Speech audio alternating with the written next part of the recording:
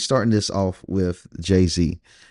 And I've been wanting to do this stream for some time. And I've been like, you know, I've been at odds with myself. I'm trying to decide for the past couple of days, do I want to do this by a stream or do I want to do this by a YouTube video? So I came to the conclusion I can hit two birds with one stone. I can try to get some experience in streaming and make the debut video about Jay-Z because I got some interesting stuff that I want to break down. And I would like to have a stream type audience to, go through this, get people's opinion and, just speak and have some type of connection with people as I go through this and just gets everyone's reactions. But without any further ado, I think it's time to start this up. So when people looking at the Diddy case, the main thing that people are seeing is, oh, the freak offs. Oh, it's funny. He's beating on Cassie and things like that. And I got a few problems with that because if people compare the Diddy situation to Epstein, it's about blatantly obvious that Diddy isn't really a massive trafficker as someone's like Epstein. You're not seeing the same amount of victims. You're not hearing the same type of stories. He's an a-hole, yeah. But is he necessarily a trafficker? I don't know because I'm not seeing enough proof for that. But what I do know that Diddy is without a doubt, he's a sacrificial lamb. Diddy is being sacrificed. Diddy is obviously someone that has, some type of footage, I would assume, on some very powerful people. The thing that leads to that assumption, the first thing that they did when they came down to Miami, when the feds came and hit Diddy, they pulled all of his recording footage. So if they got all the recording footage of everything that he did in his mansion, why isn't that being used in court? First thing that I would assume is, well, the information that they got is the main reason why they arrested Diddy, but they can't use it in court because the people that might be shown on it. I feel like this entire thing was an excuse to get the data. They got the data. Now, the reason why this appears to be linked to very powerful people, including presidents, and the way that it goes back to Jay-Z is crazy. But we're going to get there. But nonetheless, it seems like the main thing Diddy has been guilty of is holding valuable information from very valuable people. And I feel like he kind of got power hungry and started maybe keeping it for himself or possibly threatened someone that he shouldn't have threatened. Shout out to DJ Dylan for joining. Let's get into this content. So I know I'm starting off with Diddy, but we got to segue back to Jay-Z. Jay-Z is the greatest threat to the black community. And I'm saying that as a 31-year-old man. This isn't something that I've came to the conclusion of overnight. No, Jay-Z is the greatest type of snake. When I look at the Bible and I see the way that it describes Lucifer, I think of Jay-Z. And I know it might be kind of funny, but we're so serious right now. Jay-Z is a master manipulator. Jay-Z has a way of appearing to be a blessing in disguise when he's only there for corruption and chaos. Every time Jay-Z has put his hands in a situation, we see chaos. And he is the master of not responding. See, when Jay-Z doesn't respond to anything, when Jay-Z doesn't put his name in anything publicly, it makes it feel as if everyone is delusional for bringing up his name. Because people speak for Jay-Z. It's even a kind of unknown secret in the industry that if you speak negatively of Jay-Z or Beyonce, you get blackballed. Shout out to Carrie Hilson and many other people that spoke out against these people and got blackballed. Jay-Z, a lot of people aren't aware. I don't know if many people are hip hop fans, but Jay-Z is the main source behind multiple groups breaking up. Jay-Z is the main reason why people were kneeling and he hyped up Kaepernick and betrayed him in the end. Jay-Z is the same man that hyped up Puffy, P. Diddy, and betrayed him in the end. You got to understand, nothing that Jay-Z is doing is a new trend. It's just that people are finally catching on to his trickery. So let's start it off. Jay-Z and Colin Kaepernick were somewhat close friends. So much so that Jay-Z hyped him up. They spoke about every day. And he motivated Colin Kaepernick to get on his damn knees. Now, in an act of submission, right? Now, I haven't never seen Jay-Z get on his knee. If the chat seen Jay-Z get on his knees before, Paul's No Diddy, please let me know. But it's strange to me that Jay-Z was willing to tell Colin Kaepernick to get on his knees to push this motive. We'll go ahead and say that. We on Twitch. What's odd to me, as soon as he got to drop the viewership, we're talking about Jay-Z, and this is why I say he reminds me of the devil. As soon as Jay-Z got to do as much as he could behind the scenes, and I'm going to prove it here, to drop the viewership in the NFL, he lowered the product and made them desperate for black engagement. Jay-Z is the same man, and it's crazy. It's the same man that told NFL players and told other celebrities to drop their bag. They were about to invest in the NFL and try to purchase a team and have ownership. He said, no, no, no, no, no. Don't let these white folks get our money. We can't do this. We have to stand up for something black and build our own. This same nigga went 2 years later, I think it was like 2 years later, and signed a deal with Roger Goodell. Jay-Z is extremely manipulative. So let's get into it. Start right here. Beyonce's Super Bowl halftime show leads to protest boycotts conversations. So where does this come from? This comes during the era of everyone getting on their knees. Okay. It says, as Beyonce herself attests the final verse of her brand new single, Formation, you know something's up. When you're the root of conversation, the new track landed Saturday, February 8th, with a provocative music video featuring imagery that referenced Hurricane Katrina and the Black Lives Matter movement. Now, you know this is old because it's referencing Hurricane Katrina. This was in 2016. The new track landed Saturday, February 6th with, I'm rereading it. I'm sorry. Let me scroll down. If it hadn't been enough, within minutes, the show also announced a new world tour. As promised, it caused a lot of conversation over the weekend and into the work week.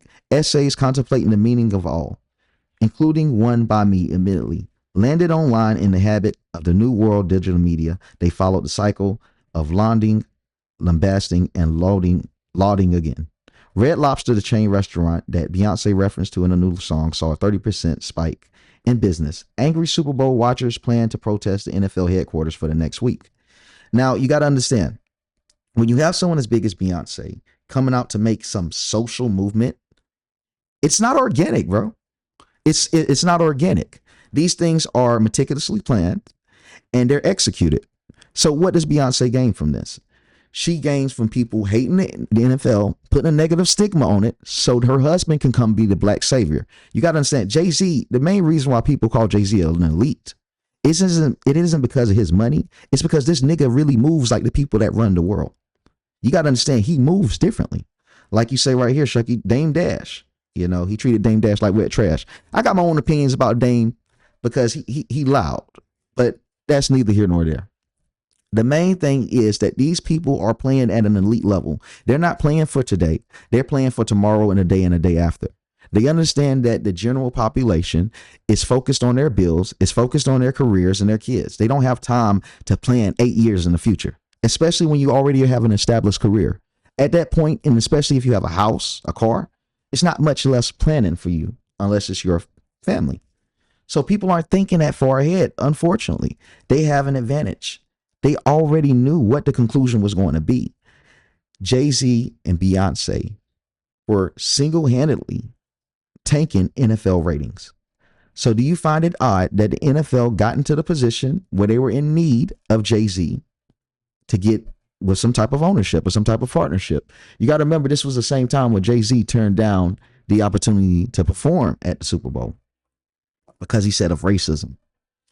These things are all political moves. And the reason I say he's a manipulator, Jay-Z, by doing this, led to someone like Colin Kaepernick being unemployed and led to a lot of people being led astray, following up propaganda that was just not profitable. It led a lot of people outside of businesses, and he told people to submit to the will of Black Lives Matter, which we see now, majority of their income was spent on mansions. And this was led through Jay-Z. So to continue from this, we're starting to cook. Let me go down to my tabs real quick. All right. So the next one. It's like here, we got this post. It says, I want to double back and ask what was gained from this. Phrases like bringing awareness were bantered about Jay-Z entering into partnerships with the NFL to squash and move past kneeling to action items in a room full of reporters, mostly ADOS. What end? Who benefited in the black community from that Jay-Z is doing? Who benefited from anything that Jay-Z is doing? Who benefited from Jay-Z I mean, seriously, who benefited from the NFL partnership with Jay-Z? We see a whole bunch of rich niggas get richer and get to perform in front of the Super Bowl full of white people. It did nothing for the black community, but yet he told us to get on our knees, no Diddy. And then he tells us to get up when it was profitable for him. It's the most hypocritical shit I've seen in my life. Yet people, oh, Hove, oh, Hove, oh, Hove. Hove is a manipulator. This dude literally calls himself Jehovah. Bro, there's only one Jehovah that's worthy of the name. And it's blatant blasphemy. The nigga is crazy, man. When someone tell you who they are, you believe them. If someone has a God complex, he's going to think he has the right to manipulate the masses because he understands better than them.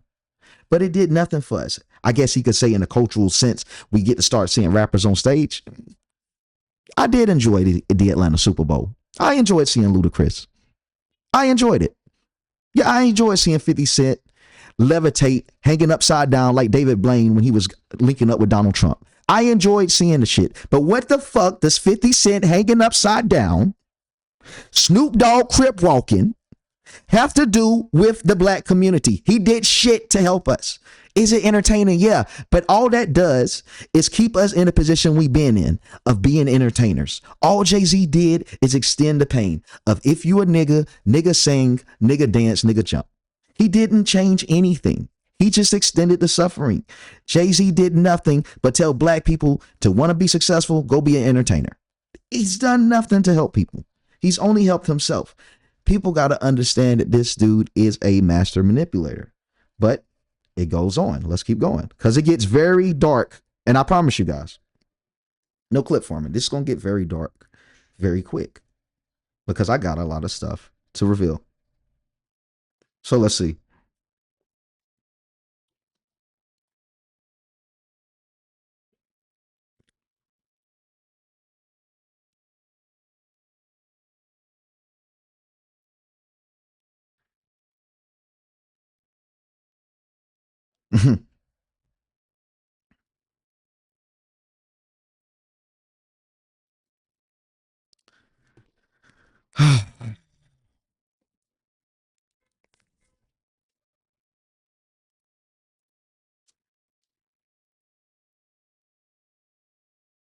This is what I'm talking about, man. It's obviously manipulation. You talking about doing something together. Nigga, let my black ass in the room. Let me and my chat in the room. Let us come in the room and let us speak about what we want to do for the people. It's only you rich people that wouldn't look our way if you had the opportunity to. So how is it anything about being together?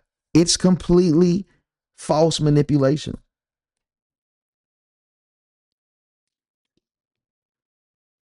Oh, wait. See this video. Oh, 1 second. Let me fix the video. As you see, it don't have sound. Let me see what's going on. 1 second. How can that happen? Let me fix my audio capture. Let's see. I'm getting it fixed right now. Windows capture. Let's see. Oh man, yeah. Give me 1 second. Fix this. I gotta get to this point right here too, because this is very important right here where he was speaking on the kneeling. Gotta see what's up with the audio. Sound settings. I'm already on the audio mixer, but it doesn't have my window. It don't have my window capture on there. Bear with me. Got Windows capture. It doesn't. I have the Windows capture, but it doesn't have the audio option on my window capture though. Give me 1 second. Mac OS sound. Yeah, it's just, let's see.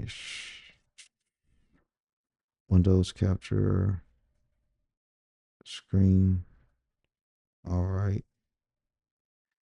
I'm getting audio capture now. Desktop audio. Let's see if this works. All right. I'm about to see if this works now. See,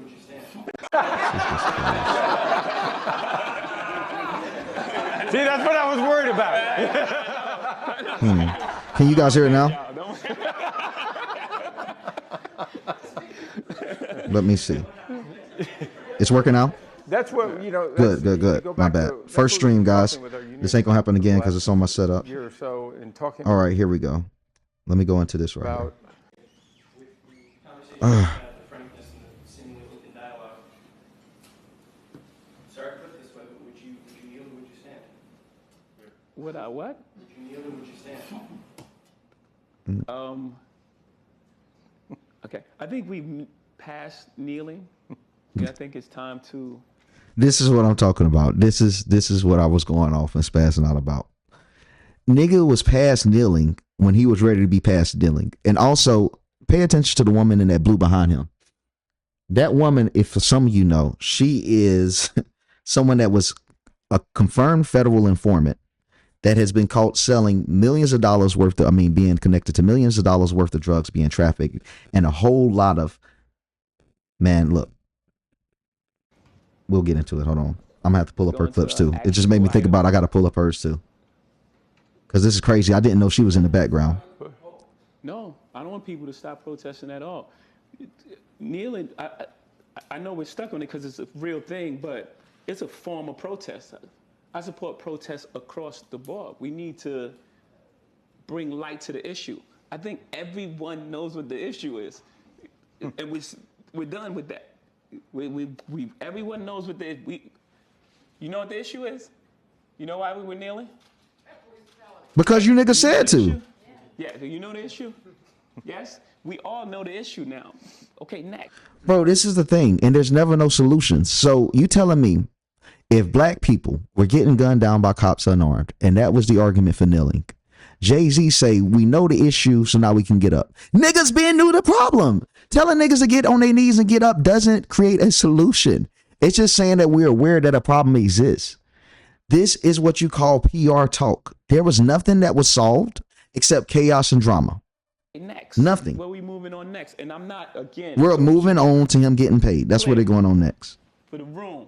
I'm not minimizing that part of it because that has to happen. That's a necessary part of the process. But now we all know what's going on. What are we going to do? How are we going to stop? Because the kneeling was not about a job. It was about injustice. Let me bring attention to injustice. Everyone's saying, how are you going forward? And Cap doesn't have a job. This wasn't about him having a job. He just said, fuck. You see what I'm saying? And this is the thing. This is the man. You got to be careful for these type of friends. The nigga hyped him up to get on his knees, hype Kaepernick up to raise his fist, hype Kaepernick up to disrespect the NFL owners, just to sit in a room with the same people that he told Kaepernick to stay away from. It's insane that people won't hold this man accountable for this. And then Kaepernick ends up without a job. And he said it was never about getting Cap a job. Well, nigga, if you ain't helping the black community, at least help Kaepernick out. You couldn't even help out the man that started the movement. What did Kaepernick gain from this? I want to ask anyone watching, what did Kaepernick gain from standing by with social justice? Standing aside and allowing social justice to take over our country. What did he gain? He was a massive loser. People like BLM, they gained mansions. People like Jay-Z, he gained the NFL partnership. But those, the warriors, the people that soldiers, they are the ones that lose in this war. That's why I say Jay-Z, he moves like an elite. He benefits from the pain of other people that's really going out there, putting the work in and fighting. And I'm not advocating for Kaepernick, but at the end of the day, he started a movement. He was brave enough to try to do something different.